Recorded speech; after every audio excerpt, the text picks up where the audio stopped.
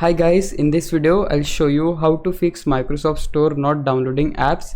If this video helps you, please consider subscribing my YouTube channel and liking the video. So in order to fix this issue, there are some steps which we need to take in order. So make sure to follow them in the order. So the first step which you need to take is to just hit right click on the start button, then click on the run. And here we are going to type the command as ws reset and then just hit on OK.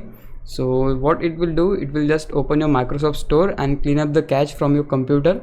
So once you've done this, just close the app, and now we are going to open the file explorer. And right here we have to make sure that in our C drive there should be space available like 10 to 15 GB. So we have to make sure that there should be space more than 10 GB available. So in my case it is like 45 GB of space available, so I don't have to worry about. But if it is not in your case, you can just delete some extra files, or you can do one thing, just hit right click on the start button and click on run again, and this time we are going to type here clean mgr, and now just hit on OK. So here we have to select the drive, make sure it is C drive, and then just hit on OK.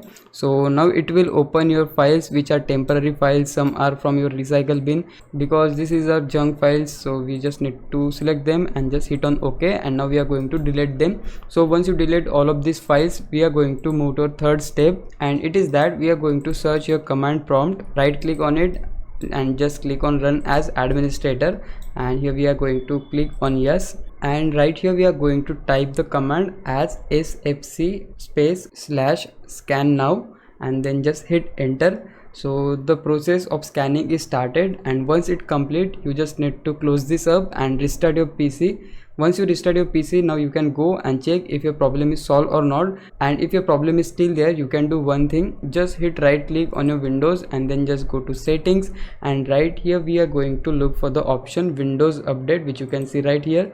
Just click there and just click on check for updates. If your Windows has updates available, just make sure to update them, and once your PC is up to date, just restart your PC one more time, and then for sure your problem will get solved. So yeah guys, that's it. This is how you can solve this problem. Now it's your time to repay me. For that, you can just subscribe my YouTube channel. I would really appreciate it. For now, thanks for watching. Bye bye.